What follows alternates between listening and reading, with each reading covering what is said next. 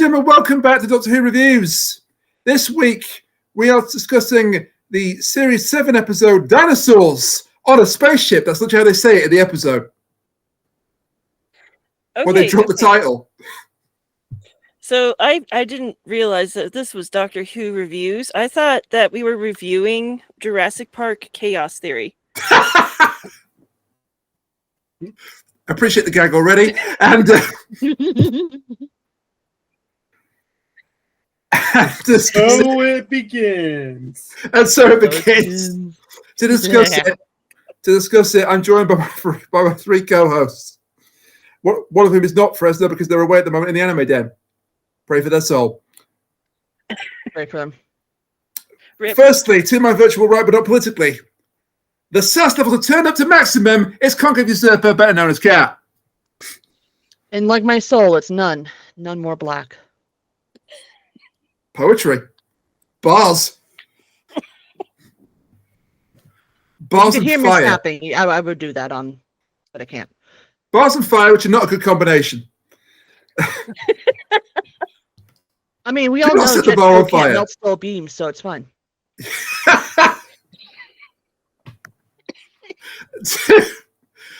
To my virtual left, and possibly politically, something common, Rider Gav, it's Kuchiri. Wow, you're usually prepared for these, and you weren't prepared this time around? No, I was not. I threw him off majorly. I was too busy half dying of acid reflux this week. Oh. Well, that's why you shouldn't have that much pudding. You shouldn't have that much pudding then. Bad on you. Bad on you. The problem is, how can he have his pudding if he doesn't eat his meat? So obviously he needs to eat more meat. And our special guest, who is regretting the decision by the second. She currently has more past 24 tabs open. It's Kris.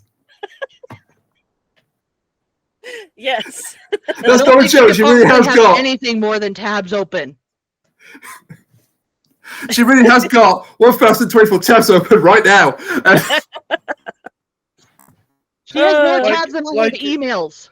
And I don't check my emails. Would you literally die of a heart attack if someone just hits X and close all? No, because everything's still in my history. I'm just lazy. How could you remember those 30 tabs, though? It's a special talent. What can I say? So years from now, Kris is like, finally closed all my tabs, then the universe ends. I'm literally she's going to be on her deathbed, and she's going to be like, Kat, you need to destroy my browsing history. And I'm going to be like, honey, it destroyed itself. No, I'm pretty sure. I don't have to worry about that. No, I'm pretty sure if you ever wondered why your internet was slow, it's because almost all your data is being used for that. 1,000 plus tabs in the background. Look, okay, what you have to exercise your computers regularly. Just it says the one finger. This is the best intro we've ever done. Fresh, you're missing something tonight, buddy. Frezno, you are missing something tonight. Goodness gracious. They just come back next week. It's like that scene from with Donald Glover. Everything's on fire. Oh. Yeah, so Dinosaurs on a Spaceship then. So this was the second episode of Series 7, which was split into two parts. The Amy and Rory part, half, and the Clara half. If you want to really call them halves. All right, portions, sections, whims. Something. Some things. So Series 7 started with 5 episodes that ended with the deaths of Rory and Amy. Yeah. Oh. And they announced that Rory and Amy was leaving. And so, like, this whole thing, going into this was like, oh, I wonder, like, what pieces of story we're going to get for these two before the end. And, like, the previous episode had them divorced or something. They weren't quite divorced. They were separated. Amy also revealed she couldn't have children anymore. Oh. Yeah. after the whole River song thing, where they kind of like kidnapped her, and I told you about this before. They kind of the baby. fucked her up like really badly. Oh. Yeah, so she can't have children anymore at this point. Oh, that's horrible. Yeah. Yeah. It was not received very well by the community. Yeah, essentially, this was the lost.jpg of Doctor Who. Oh my god. God. This was also at the peak of when Stephen Moffat was writing like 5 shows at the same time, and the burnout was obvious how bad the burnout was. Sherlock was just about to happen at this point. Oh my goodness. Oh, wasn't the? Oh, are you sure? I thought this was around series 2012. Let me just check. Yeah, this came out in 2012, 2013. Yeah. September of 2012 is when these premiered. Okay, 2010 was the first series of Sherlock. Wow, it's older than I thought it was. No. So you're right. He was also doing like other BBC shows at the time. He was also in charge of a few of the BBC specials, like Doctor Who at the Proms. And while this was going on, he was also busy working on the 50th anniversary, because this, was the 50th anniversary year. So the Moffat burnout was real, basically. Yeah, makes sense. Which is why he hired Chris Chibnall to write this episode. It shows. It does. Motherfucking Chris Chibnall. If you want to know how his seasons went, look no further than this. This is the prototype of series 11. There, I've said it. Part of the script notes. Hey, Chris, you can't have the Doctor calling Nefertiti fam. Can I use another word? That's Neffy to you, Buster. Nefertiti's wanted a lot more than fam right there. Like, it opens up with her slamming the Doctor into the TARDIS, like getting all up in his business. And it's like, oh, is this what it's about? Well, I mean, the Doctor around this time has literally screwed every single prominent world leader at this point. He's about to have sex with Queen Elizabeth I as well. Yeah. Oh my goodness. He's about to get married to Queen Elizabeth I as well. Yeah. Just assume during the Moffat era, if it's a woman or any sort of like male-leaning, coded, attracted person, they're into the Doctor. He also married Marilyn Monroe. He also married Marilyn Monroe. Oh. Yes, he married Marilyn Monroe. And then divorced her about 10 minutes later. Oh, and probably some other people. Yeah, no. It went from the Doctor doesn't fuck to the Doctor just fucks. The Doctor is horny now. Oh, no, the Doctor doesn't fuck. The Doctor dances. Yeah. Unfortunately, the Doctor was horny. Okay. We're going into some Greek tragedy stuff. Like if there is a Moffat showrunner part 2. I'm your child with Nefertiti. What? He is never going to do it again, by the way. He's already ruled himself out. Goodness gracious. There was a very humorous tweet where it was like, Moffat out, and I'm not even writing it at the moment. And that was Moffat saying that, by the way. Oh my god. Okay. Duly noted. He has an amazing sense of humor, but it's not particularly yet shown in this episode because he didn't write it. Chris Chibnall did. Something tells me he did some script doctoring on this, because this is there's a bit more action in this than a standard Chris Chibnall. Moffat actually does something. Action. I'm sorry. Everybody just sort of stood around while literally everything happened. No. That's Congratulations, you met a Chibnall thing. Yeah, that's how Chibnall works. But there was at least some activities that went along. Whenever I said this in our Discord, so, RTD wrote the Doctor to be like a Shakespearean and romantic tragedy, right? You saw this with Rose, and he failed Martha, and then you saw this with Donna. Moffat wrote his Doctors to be the action hero. Like, there was usually explosions, there was usually epic speeches, there was usually the dun dun dun dun dun dun, dun like that. And the girl. There was the girl. Makes sense, yeah. Chibnall wrote the Doctor to be a tritary character in every episode. They weren't even the supporting character. They were the character beneath the supporting character. In fact, if you watch most of Chibnall's episodes of Doctor Who, and you somehow edited to where the Doctor didn't even show up in the episode, nothing would change. Yeah. This could literally be Dr. Light and nothing would change. Yeah. All right, fair. Yeah. There are too many cooks in this particular broth. Yeah, because honestly, you know what we could do? Rory could be the one fixing up Solomon, and everybody else could be fixing everything else. Is like the Doctor does not need to be here. I mean, you could still have the whole dad. You could have still brought in the dad and had that. Almost every single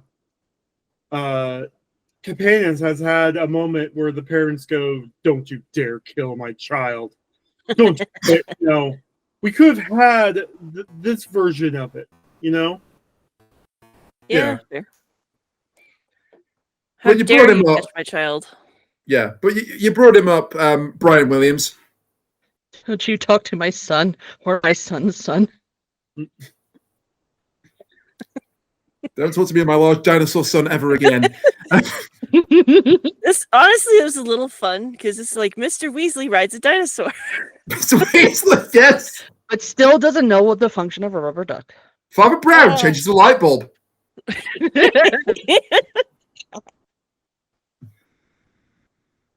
I do like Rory's God, dad why did you have to in this. suck rolling? Yeah, he was fun. Yeah, But he's But very little fun. sorry. No, go ahead. I'm talking over you. What little he showed up in was fun. It's his pure joy when he's riding Tricey, the Triceratops. Yes, the golf balls. That was a Yeah. weird scene. That was such a weird because like that horn is right there. They knew what they were doing. Also, is his jacket a TARDIS? He keeps pulling these out to hyperspace. Oh Well, my God. there's a line, our family in pockets. We all have, stuff in ours, or something to that effect. Yeah. Yeah. When he tells Rory to put a trowel on his Christmas card, he tells Rory to put a trowel down on his Christmas present list. I don't have a Christmas present list. I'm too old. I do, says the Doctor. He was like over 1,000. Yes. I'm pretty sure the Doctor is Santa Claus. Let's be honest.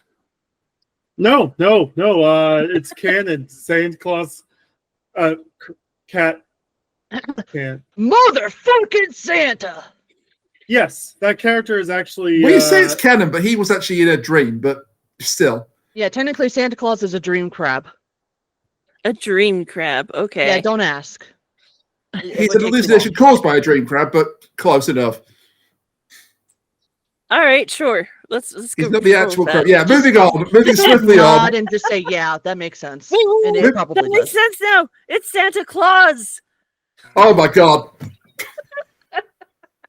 Pun of the day. There's time yet to change that, but pun of the day for now. Crab Rave just starts in the background. It's got a holiday theme to it. Don't talk to me about Crab Rave. That last 4 episodes of Hibiki. Jesus Christ. The fuck? Okay. He fights monsters. One of the monsters is a giant enemy crab. Yes. Oh my God. He didn't have a Hopefully they knife. attack his weak point. No. You guys cried about the giant CG mech, bullshit from no. 01. Oh, no. Oh, it's worse. Oh no. Yeah.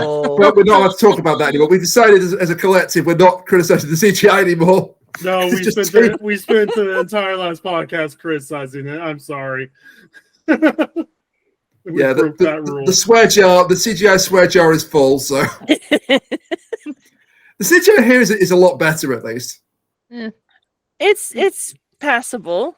Yeah, It's on par with the current Jurassic Park, so fine. I will take Passable all day. I've watched 72. He's also watching a Kamen Rider show from like 4 or 5 years before that basically ran out of budget, and so all the giant monster fights are just giant PNGs now. Yeah, basically. Oh. With some After Effects thrown in when one wants to spray some acid on his hand. No, it's also canon that when they transform, they're actually gay naked. So any damage to the suit is actually damage on them. Yeah. It's not a suit, it's their skin. Ow. Magical girls? They breathe through their skin, you absolute cowards. We're getting sidetracked here, Nothing but at all. Brian's a Nothing at all. Nothing great... at all. Nothing at all. No. Brian's a great character. Brian, wow, there was a lot of power in that now. Brian's a great character, but he does get lost in the shuffle, as do most of the guest characters in this, unfortunately. Yeah, I love the shot though at the end where he's just hanging out the TARDIS, having his lunch. Yes. that is really That was cute. a very sweet moment.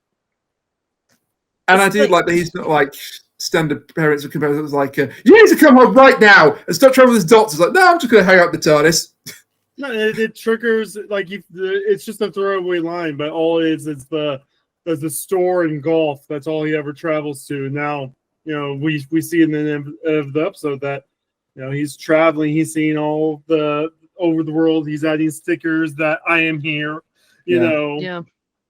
He broke my heart in the deleted scene from well, not deleted. It was never actually filmed, but they did release the concept of it for the end of Angels Take Manhattan. Where he finds out he's got a grandson who's older than him. Oh no. Oh, that's sad. Yeah. Mm-hmm. It was part of the lockdown stuff that everyone worked on. Mm. For context, Chris, I'm sorry, I keep having to do this. The angels send Rory and Amy back in time so that they adopt, right? They adopt, yeah, because Yeah, Amy they kind of kids. adopt somebody. I So do because they're remember back that in time, happening. Yeah. Yeah, Yeah. Cat spoiled pretty much the whole thing for me. I'm kind of up to date. Yeah. How dare she do that? No, it's fine. They got angeled. Which is still, oh gosh, that's still such a weird thing. It's like, I'm gonna suck all the potential out of your timeline. I don't even think they even focus on that anymore. No, they just straight up kill people in the Village of the Angels. Yeah. Or they turn other people into angels to be like a vessel. Yeah, that was metal as hell. Then they ruined it the very next episode. I mean, honestly, they're just doing the Dalek thing. Now they can infect people. That ending to Village of the Angels was fantastic. And the very next episode, they completely ruined it. It was Chibnall, so, Because she's back to being flesh and blood again. It's Chibnall. Yeah. True, it's Chibnall. And this has got Chibnall's fingerprints all over it. But when we have two duos who are separated. We have Amy and Rory. And we have Queen Nefertiti and John Riddell. Now, Riddell wasn't meant to be originally an English hunter. Mm-hmm. He was an American hunter called Charles Buffalo Jones, frontiersman. But why does that just sound racist? Kuchiri, it's a real person. It's a real person. I mean, he probably was racist. Yeah, considering the time. He saved the American bison, aka buffalo. So he was Charles Buffalo Jones. Oh, He probably that was buffalo. racist. But if you said, hey, we now have a Chinese character named Cho Chang, it's going to be Oh, like, Jesus. Yeah. Yeah. Yeah. Here's my Japanese character. His name is Hiro Ijima. Hyundai Toyota. I'm just gonna scratch that name out of my latest draft. No, so Charles Buffalo Jones originally, but then they thought, no, we got a cowboy story coming up after this. Let's make him an Englishman, Oh, boy. and let's cast Rupert Graves to play. Yeah, let's cast Rupert Graves to play him. That He's was, fine. He has the hots for an Egyptian princess. That's not fine. Who Out doesn't of all the have the characters hots? here, he's the most useless one. Yeah, he's just there to be horny. He's Yeah. there to make Amy look good. Amy and Rory Absolutely have to have them. They're the companions of the series so far. Rory's dad, Brian, love him. He's fantastic. It's fun to have him there. Nefertiti, she's there. She actually has a purpose at the end. She drives the plot. Yeah, she Solomon. drives the plot. Yeah, she helps drive the plot. And, you can like sort of say that the Doctor tried to run away and she followed him in. So that, that could be hand waved away. And John Riddell is here. He's here. Yeah. There's no reason for him to be here. It's just a throwaway character from an off-screen story that the Doctor had. There is no explanation for him. He's here because Amy thinks that he's replacing her and Rory with Neffy and John Riddell. Yeah. That's it. And the Doctor's whole explanation for this is, I just thought I wanted to have a group. A gang. A fam, one would say. Stop it. Oh my God. Okay, so can I just point out like the heartbreak that flashed through the Doctor's eyes when Amy was like, I guess I'll either be waiting for you for the end of time or you'll see the end of me. And it's just like, ouch. And in 3 episodes time he did. Yeah, well, and that's the thing. Like, it was already announced that they were leaving by episode 5. So it's like we kept on getting teases throughout these episodes that it's all over. It's all Joburg. That is so mean. It's all Joburg. I called that Kuchiri. Know this. The characters did not know this, but the Doctor has always been like, I do not want to see my companions die. I don't want to see anybody die, sort of person. So the idea of seeing somebody like Amy has been described as the Doctor's best friend. Oh, so the idea of seeing Amy or Rory die, and he's seen them die before, unfortunately. Particularly Rory. Multiple times. In front of him. Multiple times. no. Not even just once or twice. Well, there's trauma there. There's already the trauma there. The reason why John Riddell is here is because Amy gets to be the Doctor for a little bit. Yes. I realize it's very hard to be the Doctor. Yeah, it's almost like there's only one mirror of the Doctor. The highest time of the Daleks. What are you doing before this episode? Ruining Amy's womb. The sign of the Daleks, where we found out that the Doctor, would become a good Dalek. A very good Dalek. A very good Dalek, yeah. You're saying he's not? Does win. I mean, he would be a good Dalek in this one, considering what he does at the end of the episode. Ugh. Yeah. Oh, there is a great line where he was like, I will not be having flirting companions. God, now I know what the Doctor feels like. Says the woman who literally tried to make out with him on the day before. It's funny because she's one of the flirting companions and she realizes it. Hell, she flirts with herself in a comic relief special. Really? She literally there's a special mini episode. I think one's called Time, one's called Space, and there's 2 Amy's in the TARDIS. Yeah, and they flirt with each other. Well, it's. I mean, she did refer to herself as Queen. Sorry, Kuchiri. No. The whole story is a TARDIS materializes inside the TARDIS. Yeah. So there's 2 versions of them. Yeah. So the Amy's talk to each other, and they start being like, "Oh." You mean the TARDIS is pregnant? I mean, there was that one episode where the TARDIS's consciousness was put inside that lady, so that could have happened at some point. I can't. That's the best explanation I've ever heard, Chris. Don't forget, Kat, the TARDISes are living beings. They're sentient. I'm sorry, I literally can't. That's the best explanation ever from Chris for this show. The TARDIS is pregnant. Everything makes sense if you just burn that in mind. Yeah, he said there was a mini TARDIS inside of the TARDIS. Of course. Yeah, the TARDIS is pregnant. Explanation. I'm trying to picture for you really, really fast, and you're going to laugh at this. Oh, no, don't do it. But yeah, there are too many characters. I think we could already say there are too many characters. The characters are fine for what they are, but there are too many characters. I mean, at least we know what they're doing in this episode, and besides, Yaz for 20 of the 30 episodes Yaz is in. You love to bring up Yaz every time.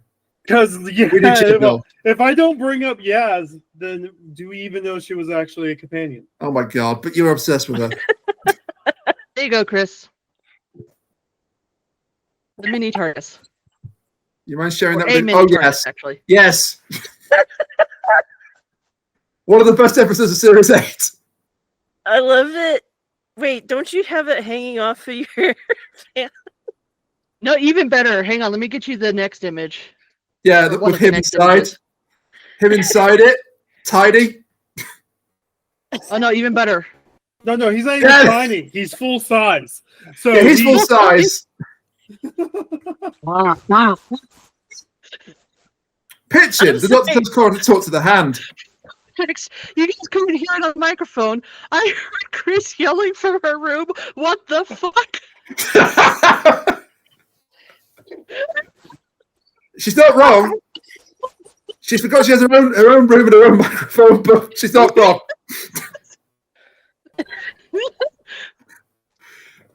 Chris, if you shout it to her microphone, we can't hear you.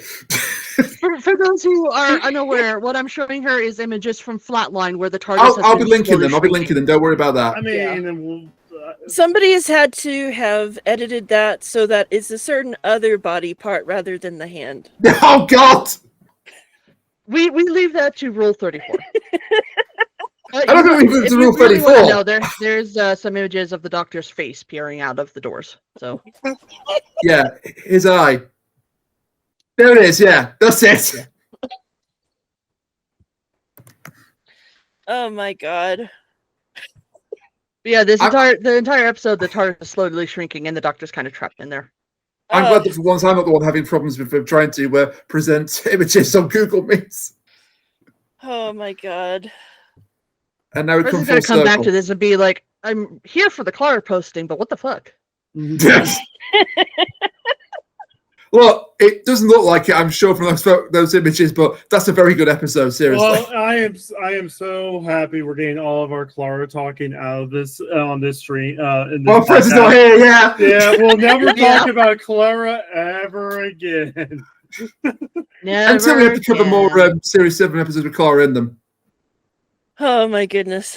Seriously, But that one of was them funny, will though, probably just hearing be doing the because who what the wrote it. fuck in the background. I'm not going to mention the name of the writer, but because of who wrote that episode, we probably won't be doing that. I mean, I'm going to be honest. Why don't we just cover some things and just make sure we just keep on calling the writer a piece of shit the entire time? One of our guests who shall remain nameless, has volunteered to basically do that episode with just me. Hell, you know me. I don't mind calling someone a piece of shit 55,000 times over. So, Or something about a cactus. oh yeah, no cactuses are on the table. Many cactuses are on the They table. should be on the You table. have That's where they to- belong. I mean, you have to make sure they're well secured while placing them where they need to go on transphobes. That was a fun tangent. So Yeah, can we yeah. get back to the episode then? Speaking of transphobes, how about No, whoa! Hang on. We cannot go. Speaking of transphobes, none of the characters in this are transphobic. Speaking of transphobes, there's another Harry Potter character in this. You leave David Bradley alone. Look, he's a good actor. Yes, he's a very good actor. He does pretty well in this. Even though Yes, they completely and utterly wasted him. Yes. Literally and figuratively. God, yes. He blew up at the end. But Oh Yeah, yeah, this- you this know, Not is Solomon the figuratively. Trader. we're in and the we're in the age of the doctor doesn't kill. What? Yeah. No, the Doctor What? straight murders him, man. What? He gets called out for it too. But let's get back to Solomon for a moment. So this is Solomon the Trader. He's our villain. Originally, he's not presented as our villain. He's presented as a victim because his legs have been crushed. You won't feel mean- sorry for this guy when you find out what he's done. I mean, if you didn't realize this guy was the villain, I mean, well, look at him. We should tell you he's the villain. I know, and we never guy should judge gets- anyone on their looks. You But, can judge him on his coat. His coat screams evil. uh, Man, he gets typecast a lot, doesn't he? Yeah. Actually, no, because he was also the Doctor. Was he? Yeah. Oh. So William Hartnell died in the 1970s, and then they wanted to bring back the first Doctor to play off the 12th Doctor, played by Peter Capaldi. So they cast David Bradley. Yeah. No, He's really good. It's an amazing episode. He's really good. And I think didn't they have him be the Doctor in audiobooks? I think he may have done some audio books. He played William Hartnell in the Adventure in Space and Time, which was a amazing drama about the making of Doctor Who. And because of that, he got to play William Hartnell's Doctor in the show. He's also had a cameo in the Power of the Doctor. He finishes productions, the first Doctor Adventures, and in the Doctor Who Lockdown webcast, Doctors Assemble. Yeah, he also had a cameo in the Power of the Doctor, but who didn't? Fair. That's nothing but cameos. Eccleston, there, boom. True, he didn't. Yeah, drop mic and exit. Dang. He was also in Broadchurch, which explains why Chris Chibnall brought him over to here. Oh, he's heartbreaking in Broadchurch. I'm not going to spoil what happens to him, but it's not good. It's crazy. I've not watched Broadchurch or the American version, but I only hear great things about that show. Then I watch any Chris Chibnall episode, I'm like, he's just not good at science fiction, but he's very, very good at murder mysteries. I mean, you'd think he would be good, considering he went on that one TV show and he complained about how Colin Baker's series was just a bunch of running down corridors. And then proceeded to write a bunch of episodes, but they just run down corridors. Or stand still and do nothing while everything happens around them. Or have a male character sacrifice themselves to save the Doctor. This does not happen in this, thank God. Or, make it to where the most impactful social justice thing that ever happened in the United States was because of the Doctor. Or complain about how Terror of the Vervoids was a little too basic Doctor Who. A word to our audience. If it sounds like if we were unfairly bagging on Chris Chibnall, that's because we are. Introduce a possible lesbian romance and forget to write about for 25 episodes. Yeah, and then end it. I can't love someone. I just want to be friends. It says the Doctor, who literally has a wife. And then they kissed. And a million conservative snowflakes started crying like little bitches. God, why? Because, damn. No, I don't know potential. why. So I know why YouTube was, showing me Doctor Who shows and stuff, podcasts. And so here I am, I was getting back into the podcasting with these guys. So I was just going to see what other people was talking about. And I randomly picked one, not realizing who it was. And the guy was like, "This is a children's show. You have two women kissing. How could you?" If you're wondering how my YouTube channel got banned in Trump's America, this is how. Just for the future, this is how. This podcast is how I got my YouTube account cancelled. Blocked in America. Really? No, it's a joke. Chris is a joke. Ryan, how does green cards and polygamy work in the UK? Can you just keep passing them out, or? I refuse to answer the question of criminate an entire country. I'm sorry. Are you moving in on my man? I brought the polygamy angle. We could bring Kris in on it too. Oh my God. Any answer I give condemns me. I'm keeping silent. But yeah, he's our villain. He has a good role to play in the small, limited amount of screen time he gets, because again, there's just so many characters bogging this down. He also has two bumbling robot sidekicks. Oh yeah, those were useless too. Yeah.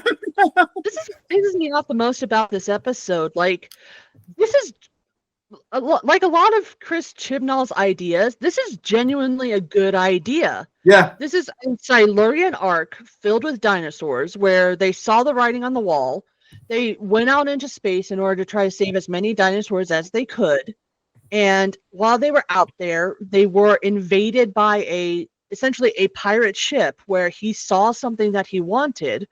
He tried to negotiate with the Silurians, and they were like, well, no, we don't want to do that because we want to preserve these creatures and have them breed and, repopulate the planet with. Out the airlock with you then. And he's like, well, no, I don't want that. I want to keep these creatures for myself. And, it in a really horrifying thing, because, this is part of Guardians of the Galaxy that really horrified me, at the very least. He starts throwing Silurians out of the fucking airlock and killing them, trying to find somebody who's going to listen to him. And some of the dinosaurs. And some of the dinosaurs. Yeah, and he fucking kills them all. And he's like trapped on this ship with a bunch of dinosaurs. His legs get fucked up by some of the raptors. He's got these 2 bumbling robots, and the thing is slowly heading back to Earth because that's its its trajectory. And this is a great idea. Like, the Earth wants to destroy it because there's this spaceship heading towards it. They don't know what it is. This is a fantastic idea, and he fucks it up because he's Chibnall. Yeah, there is some interesting behind the scenes things with these robots. So, you might have caught who they were voiced by. No. David Mitchell and Robert Webb. They are British actors and comedians. David Mitchell is married to Victoria Coren Mitchell, who is a quiz show host and poker player. So you guys know about the whole Rise and Only the Connect game from New York Times? Yeah, I was going to bring this up. She hosts Only Connect, which was ripped off by the New York Times. Mm-hmm. Oh.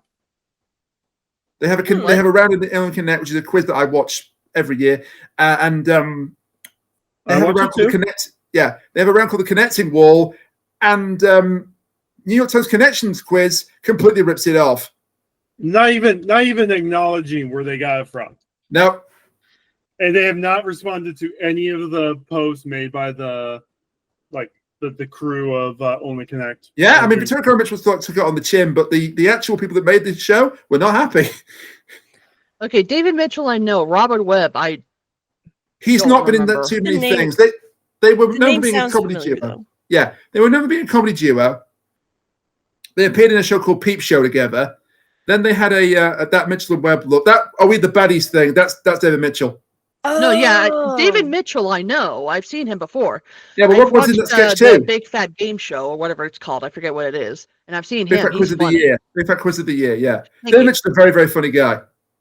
Yeah, he's also on a whole bunch of those Would I Lie to You? Oh, he's amazing on that, yeah. And 8 out of 10. He doesn't do 8 out of 10 Cats that much anymore. Well, I know he was on a few episodes of it because every now and then my TikTok gives me a compilation of Jimmy Carr roasting the entire cast. He finally got his own detective show last year called Ludwig. It was fantastic. Yeah, I don't know who the fuck Robert Webb is, unfortunately. The name sounds familiar. I still can't place him. He's better known. He's better known as the comedy partner of David Mitchell. He's had a few roles himself, like Miss Marple. He was in a Miss Marple episode. He was in Never saw it. Film called Magician. No, that's still David. That's still with David Mitchell. Never mind. He's the number one guy. That's number one. You may not know that particular gif, but or meme. Robots. I don't know any of these characters. They're here to be bumbling robots, basically. The actual props, because they're not just CG. They're actual props? Yeah, the props were reused from another show. Really? Okay. Yeah. Roboids outfits from the game show, CBBC game show, Mission 2110. No, I don't know what that is either. But they reused these robot props. That's really cool because they were really well done. I was like, oh man, they put all the CGI on the least important part of the show. I do like their bickering as they're chasing after the doctor and we definitely needs to be faster. Yeah, just really decrepit old robots going at each other, being they can't be that they can't have been that decrepit because they saved a man's life. It says that Solomon was mortally wounded and he's alive. So they are that decrepit because they obviously went to the Stormtroopers school of shooting and shit. Until they shoot Tricey. Tricey, why? Tracy, why did you stake around? Yeah. Because it's a Because triceratops. it was a and stupid. puppy. It was a puppy. Oh. It was And a this is why puppy. Solomon deserves to blow up at the end of it. But the robots don't do much. They get a chase sequence. They shoot the Triceratops, Tracy, on Solomon's orders. I think they do the shooting. Maybe Solomon does it himself. But they're there when he gets shot. No. It's the robots that shoot the Yeah. Triceratops. So they suddenly get their aim better immediately. No, I mean Yeah. the Triceratops isn't moving around; it's literally laying down sleeping, and then And then the doctor shuts them down, and we don't see him again because they blow up. deservedly. Deservedly. Oh yeah, I mean the one that blows up deservedly is Solomon because he's behind it all. Yeah. But like It they was just sort of Solomon all along. good God. Oh my god! I need to watch this series actually. I need to watch the second series, yeah, because Goodness gracious. we've got the first series. The original WandaVision was fantastic. Give Catherine really Hahn all was. the awards. It really was. I don't And then she was also in Glass Onion. She was great in that too. Can I also like talk about the Earth representative? Oh, what a bitch! Yeah, like come on, give him like 30 more minutes. 30 more minutes. That's all it took. It's really? even worse than that, though, isn't it? Because literally, the Doctor succeeds in moving the spaceship away from Earth, and so there'll be no crisis. Like, oh, it's still going to blow up. Good God! Abort the missile! It just felt so shoehorned in and so nonsensical. Welcome to Chibnall. This is Chibnall. This is what Chibnall does every single fucking time. It is Manufactured drama, wasted potential. like just, instead yeah, of Chibnall. no, instead of just giving us like one simple plot, it's stuff like this. You know? Yeah, A lot of moving parts, no cohesive togetherness. yeah. So this character in We could've- Vera doesn't do a right lot. She's the actress is all right. Sinatra Saka. I didn't realize it was her at first. That's how nothing this character is. Yeah, it's like, did they know each other? Was this an established character? Is she always this much of a bitch? They do this. They do this a lot with Doctor Who. Where they have the Doctor has old friends that we've never met before. Yeah. I mean, fair. I get it. It's a time travel, timey-wimey, nonsensical, whatever the And since heck. I got to do this earlier when we started, by the way, R.I.P. to Simon Fisher Becker, Oh, yeah. Dorian. We lost him this week. Doctor Who. Yeah, he was great, but we sadly lost him. I was going to do it at the start. I forgot with all the nonsense over the intro, so I'll do it now. Rest in peace to Simon Fisher Becker. Rip. He will genuinely be missed. But here's another example of someone that we learn is an old friend of the Doctor, and we've seen him once before that scene actually, but he's not with the Doctor. He's with the song, so it counts. It absolutely counts. Another good example, of course, is Tasha Lem from Time of the Doctor, who didn't just know the Doctor; she was his lover at one point, but we never saw her before. Again, like that's kind of forgivable because he's time They haven't written it traveling yet, all the yeah. time. It's entirely possible. It's from the future. Also, they hadn't created her at that point, so you can kind of forgive it. But It's Let's put it this way: up until the current Doctor, the Doctor was very self-destructive in a myriad of ways. you don't say. he still kind of is. But Kind of, but he got a lot better. yeah. He had therapy, which is apparently woke and DEI and all that stuff. Oh my God! Stop! Well, to I've sort got of to ban ignore those that two- one those two bit from terms. Joy to the World, where he started like yelling at himself about Okay. the chairs. I joked earlier this podcast is going to get me cancelled by Trump's America. This is going to get me cancelled by Trump's America. I don't care. All right. The term woke means nothing anymore. No, it doesn't. No. It has been robbed of all meaning.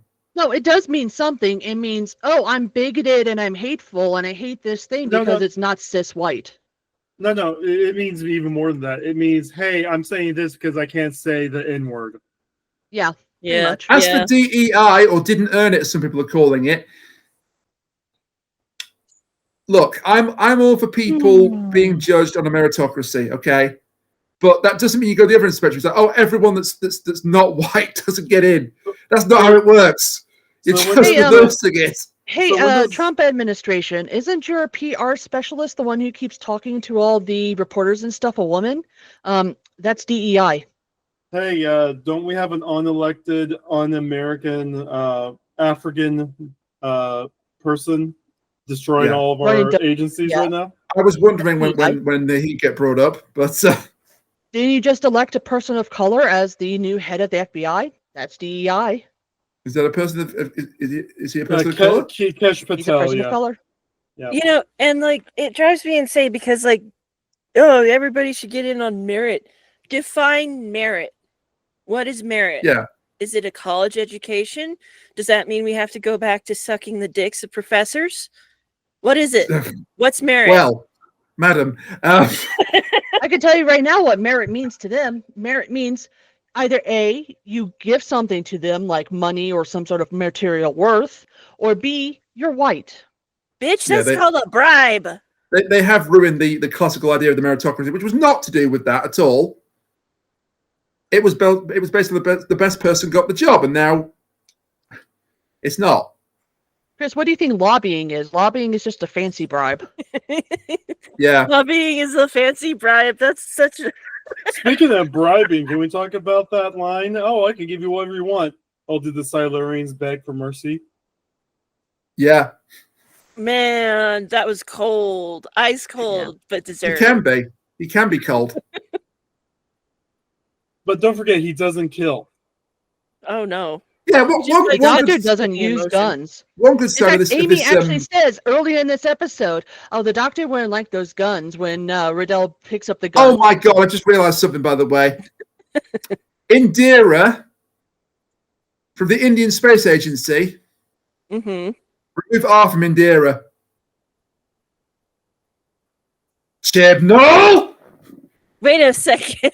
He literally named it India R. Oh no. It's India with an R in it. Ah! I know that Indira is an actual person's name, so I'm not knocking that at all. So is Cho. Cho's an actual person's name. But he doesn't give her a surname. She's just Indira, which is India with an R in it. My God. Something I found out is, you know, that one moment where Rory mentions, you know, maybe the ship has like weapons or something or defenses, and the doctor decides to just outright kiss him. Apparently, that was ad-libbed by Matt Smith. God bless him. So Arthur had no idea that was actually going to happen. God bless him. His reaction was genuine. Well, I'm sure like that wasn't like his actual reactions. I think he played into it after the kiss happened. Oh, definitely. It was probably like originally it was like, wait, did that just? But Okay, go one with good it. side to this character that's just India with an R in it, thanks I hate it, Chibnall, is that the Doctor uses the missiles that her agency fires to commit murder. No. Don't forget, the doctor doesn't kill. The doctor doesn't kill. He commits murder, and I'm not being swayed from this. No, it's perfectly fine. Solomon totally did this to himself. Somehow. He just set Solomon up for a selfless sacrifice. That's all it was. Oh wow, what a trooper. He went into Solomon's record and replaced his name with Aldrich. Oh my Fuck God. you. Fuck you for that. It's Adric, but fuck you is right.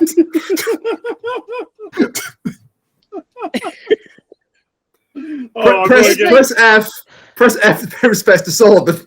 I am going to get so much hate from Sean and Frez for that one. Yes, you should. Deserved. It's justified. This is fun. This is fun. It's like, I We- mean, we- it's we have perfectly guests. fine. Just to Solomon remind you, we totally do could've have guests played- coming on for series 2, for season 2. Look, you guys are blowing this way out of proportion, pun not intended. Solomon could have totally saved himself. It's not like, you know, his legs were all fucked up and he was on crutches or something. He And his couldn't have robots were saved disabled himself or anything like anything. that, yeah. It's not like he was trapped by magnets, and so the doctor literally trapped him there in order to be able to murder him or anything. And the best thing is, this gets called out in a later episode. In the name of the Doctor, when the Great Intelligence is listing all the people that the Doctor has killed. Because he says he'll be more blood-soaked by the end. He said, blood-soaked? The Doctor is manifest no blood-soaked. Really? Tell it to Solomon the Trader or the Daleks. To be fair, the Daleks did deserve it. The Daleks are just Tom Beckett did nothing wrong. Look my name up in the registry. Yeah. Cause of death, doctor. Nazi lives don't matter. Sylvester McCoy did nothing wrong. Absolutely, he didn't do anything wrong. And then we get the ending. So Brian is just hanging out, as we've already said, eating his lunch outside the TARDIS. We get a heartfelt moment between Amy, Rory, and the Doctor. Totally not foreshadowing that two of them are going to die by the end of the 5th episode. And John Riddell is back to where he should be with an Egyptian queen. Oh dear. Which thankfully she did actually not have a tomb, or at least her tomb has never been discovered. Her body did go missing, so it kind of fits the lore of history and everything. Yes, you're absolutely right. They never found her body. So no, that sounds a lot more sinister that way. They've never found her body. Kuchiri, do you know about ancient Egypt and how many pharaohs had their tombs robbed? Oh yeah, no, I know. They never found her body. How many got snorted? Oh god, a lot. So many of them. How many got what? Snorted. You don't know about? Okay, so fun fact that's not actually fun. Apparently, during Victorian times, what people used to do was they would parties. Not just for you. This is also for the viewers. They would have these mummy parties where they would go and get these mummies. They would grind them up and they would snort the mummies. Victoria was a mistake. Those were the unfortunate ones. Yeah, for anybody out there who thinks that Victorian times were full of stuffy people, you're fucking wrong. They were bigger ravers than we are. Or to put it another way, Kat, to put it another way, the Victorian era was a mistake. Yeah. And just some brevity for people that are horrified about people snorting dead people. Some of them got ground up and turned into paint. That's worse. That's not going to be worse. No. All I can think is that that kid from The Sixth Sense just going, "I snort dead people." Okay, so my argument for the Mummy Brown. At least now they are preserved in a fantastical piece of art for everybody to enjoy. That's not much of a comfort. Rather than just sitting in a cave and rotting.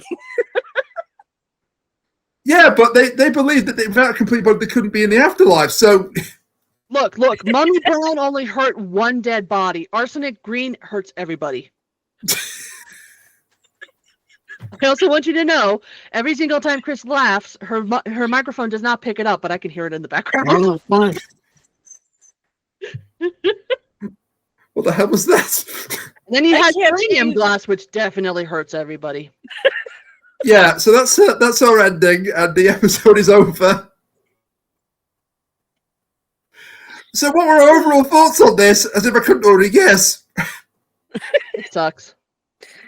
It was a bad episode, and it should feel bad. It's literally one of those things where I want to see another writer attempt something like this, but better do it right. Oh. Yeah, again, it's such a good idea for a plot. It's like it is an arc in space that gets taken over by one asshole who proceeds to systematically kill all the people on it. That's a cool idea. Yeah, the idea is fine. It's just the execution. So often with Chibnall, unfortunately. The basic concept is good. And then he films it. And then he doesn't know how to write. Or he writes it, yeah, he doesn't just film it. all over the place. It Chibnall's all over the place, yes. Look, again, I think he's a perfectly decent bloke. I'd actually like to go and have a pint with him one day. It's all possible. But As a writer of Doctor Who, no. Yeah. It's just not his strength. And that's fine. I don't want to be harsh to the man, but that's absolutely fine. We can't all be good at the things we want to be good at, but here's the thing. We also, if we try one time at something, we find out we're not good at it, we only get that one try. He got 3 whole fucking seasons. yeah. And they're talking about having him come back for RTD2. No. If at first you don't succeed, give up. That's what I think he is. He's an ideas man.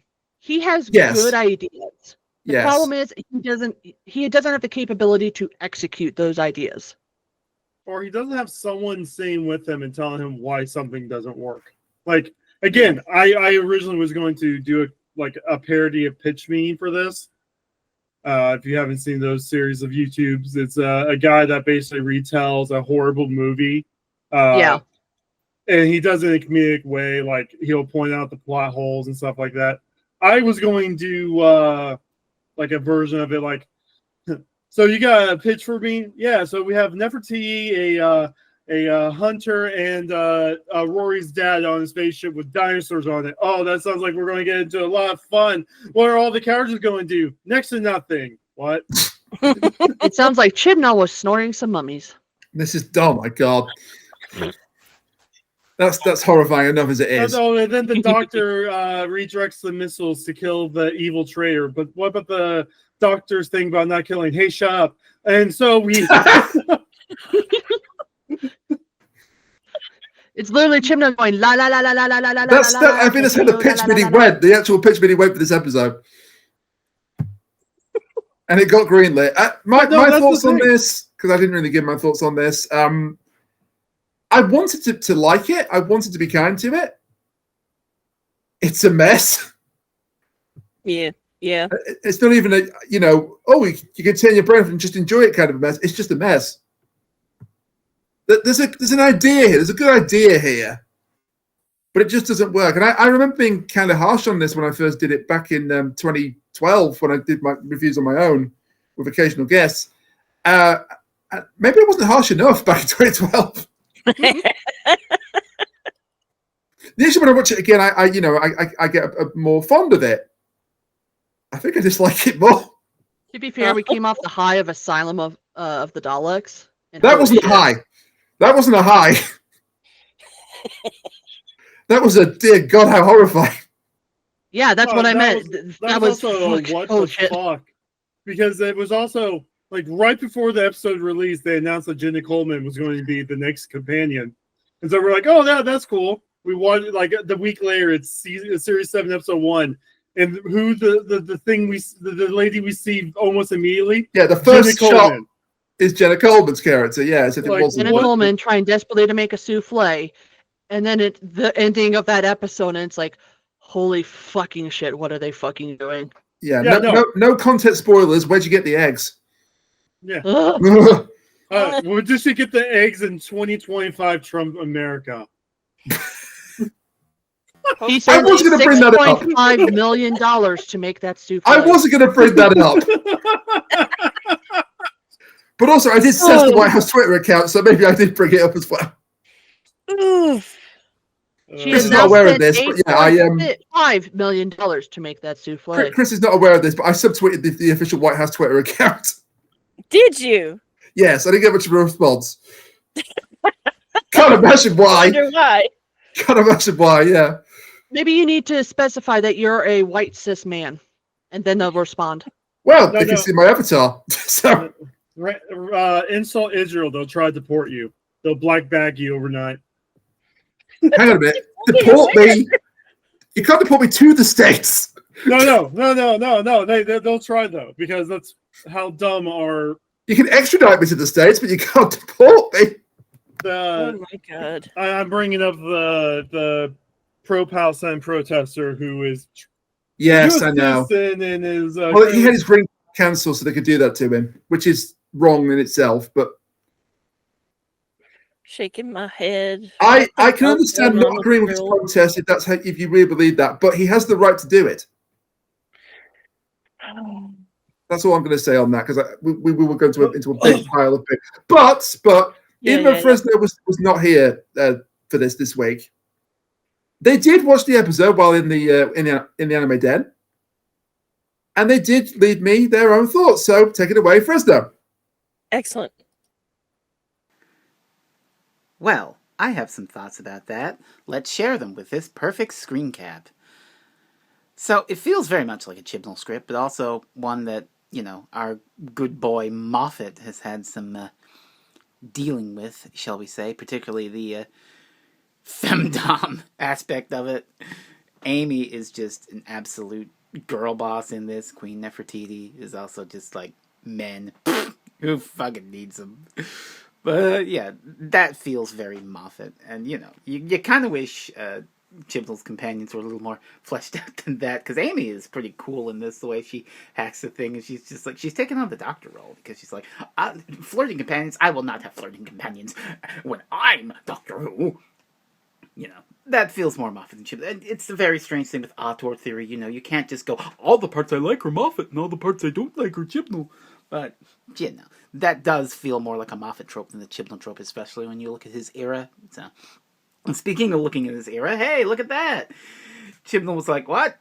Amy Pond and Rory, I can't work with this. I need to introduce an old white man. Which, he doesn't become as central to the plot, Brian. But, he's a sweet old man, and it's only for one episode, and it's not like sidelining another character for him, so he's fine. What really strikes me, again, and running with that theme, is just how goddamn anti-capitalist this is, because Solomon the trader is like, I want to make money! And the Doctor's absolutely disgusted by this, which is quite a shock, considering that in this very room, 7 years ago, we watched Kerblam. So, what the hell happened? And speaking on that even, to talk some more about Chibnallisms, the death of Tricey is more affecting and shocking and saddening than any of the goddamn 2 days to retirement deaths that Chibnall did in his era, because it's wild. We care more about a robot. We care more about a dinosaur than we do about this old man who was grandparents, or this gay cop, or whoever the fuck else that he sacrificed, or Professor Jericho. Okay, we might care a little bit about Professor Jericho in Flux, but still, dinosaur sad.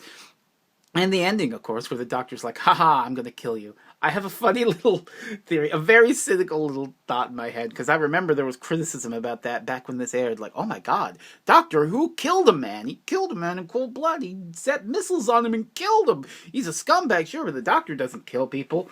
And there's a cynical little part of my brain that thinks that Chibnall saw the reaction to this. I went, oh, you want a Doctor who doesn't do anything ever? He doesn't go after the enemies? Who isn't proactive? I'll give you exactly what you fucking want. And so, 13. Overall, though, this is a adequate to good episode of Doctor Who, with a lot of charm, a lot of really nasty elements. It's got a good anti-capitalist heart. It's got dinosaurs on a spaceship, and a love of Silurians. That's another thing. Chibnall kind of was the Silurian guy in the modern series, because he did the two-parter, and then he did this, and he didn't really do anything with Silurians in his era. Just the Sea Boys. And that was awful. Wasn't it, Iffy? Yeah, it was fucking awful. Yes. But that's my quick thoughts on Dinosaurs on a Spaceship. And now I'm going to hang out and, I don't know, do some anime bullshit. I don't fucking know. Is there anything anime that I can show off here? The Mario movie. That's the most anime shit I can think of. See you next time for whatever the hell you're doing, which the viewers will find out shortly. Bye. Thank you, Frez. 10 out of 10, 5 out of 7. 2 out of 4. 2 out of 4. You would have thought Frezno would have said those things. I am surprised. So shocked. Oh no. So shocked his eyebrows went up at least 0.5 millimeter. So anyway, next week, well, we don't know what we're doing, because we've done a very silly thing. We've given the power to Kris. Yes, that is the thing. I fear. just want to. The One T-shirt final- changed to one finger before she starts speaking. One final No, the parting thought. T-shirt's currently says 1 million fears. Yes. But go ahead, Chris. 7% Joe. Okay, Shut the so fuck up. my parting thoughts with this is that Chibnall writes like a 50s Hollywood writer, Oh no. Right. where all they did was stand in one spot and talk because that's all they could do before the Oh, no. boom mic was invented. So that's what no. it feels like. You're right. Oh no. But as far as the pick goes, because I'm in a mood, Uh-oh. you know, given the current political state, how about we kick things off with a little "Let's Kill Hitler"? Yes! Yes! Brilliant pick! Oh my god, Chris, you don't even know what you've just done. You've just done something incredible. And you're not even here for it next time. No. I'm calling that. We're dragging Chris into it. All right, Okay. Yeah, we're gonna have to. We're It's gonna a have to. decision. 5 people. 5 people. We'll drag Chris into it, and if I work next Saturday, I'm okay with being out. That's fine. Okay. Oh, I'm so sticking that's around what I this do. time. It's Chris is too- special too guest. We funny. can't get rid of her. We can't get rid of her. No, seriously, it may not be like a good episode, but we'll have a lot to talk about. Oh man, I'm not yes. gonna spoil anything for you. No, don't Chris, but spoil anything, holy please. shit. Now you picked that, you have to see it blind. Because we wanted to see it Duly blind back in 2011, and we were, well, I'm not going to say what we were, but You know what else I'm gonna do? I'm gonna set up a little recording so we can get her audio in real time. That yes. sounds great. And They're going to be sort of what the fucks in real time. oh, it sounds fun. Yeah, I'm for actually it. lightheaded after that pick. My God. Oh, Not even a joke. I laughed so hard. I'm actually lightheaded. So, oh my god. Fred's here to say it, so I'll say it. Rain, plug some people. I don't mind if I do, Rain. So yeah, you can buy. No. Wait a minute. It's where you can find those lovely people. See, I'm not used to this when they're not here. They're the glue that hold this together. all right, all Poor right. people. So You can Rain, find how us did- not on Twitter. You can find us not on Twitter. You can find us on Blue Sky, and the links below. We're also Twitter. all on Twitch. We're also all on Twitch. We're also all on Twitch, twitch.tv/Rainhead/ the Kuchiri / Concave Usurper / Hawkman Blade and / Inferno. You've finished It Takes Two now, or have you put that on the back burner? You two? what's We should probably get back into that at some point. yeah. Absolutely I was gonna horrifying say- boss fights. Oh Lord. Dear God. After that poor elephant, my God. Yeah, the elephant did nothing wrong. Apparently they brought the elephant back. No spoilers, sir. I'm talking about the new game that just came out. They apparently brought the Yeah, elephant back. Split Oh, fiction. Split Fiction? Yeah. Damn it, no spoilers, Oh. sir. I want to play that one. Also with It Chris. does look fantastic. But no spoilers here. Yeah, I want to be the sci-fi and I want Chris to be the fantasy. Or vice versa. No spoilers. But no I spoilers am here. a fantasy, trust me. But no spoilers here. Yes, that's The apparently only thing a I know spoiler is too. that's like that. Just saying the word fantasy is apparently a spoiler in a game about fantasy and science fiction. I don't make the rules, I just enforce them religiously. Alrighty. Do you have anything you want to plug, Chris? Since we got you here. Let's see. No, I don't have anything off the top of my head. I'm just gonna say, everybody, like, do your research, think for yourselves, be good people. You have the power. That's Drink actually water. a much better plug. And drink water, yeah. Eat your teeth. Yeah, just drink your water, eat your teeth. Eat your teeth. That was so close to being wholesome. So close. We were so Wholesome? close to it. Wholesome in And my one Doctor Who second. reviews? Bullshit. At the last second, Ken just snatches it away like a leaf on a breeze. It's gone. Like a house on fire. Like a fart in the wind. You can buy Bethlehem and Power Volumes 1, 2, and 3. I do my job. Shut up. Volumes 1, 2, and 3, or soon to be 3 because it's not been written yet, I believe. By Elena from Rear Matia. By Terror of the Trees by Sean Dillon. And by Shadow of the Gallifrey in Volume 1, which is literally next to me right now on the chair as I say this, by a whole bunch of talented people, including Sean and Lena and our very own Frezno. Since Frezno's not here, it's time for the bi-weekly "Have you gotten to their story yet?" question. Yes. No. Yeah, I figured. Just cut it out as applicable. Yes/no. I've had a lot on my plate.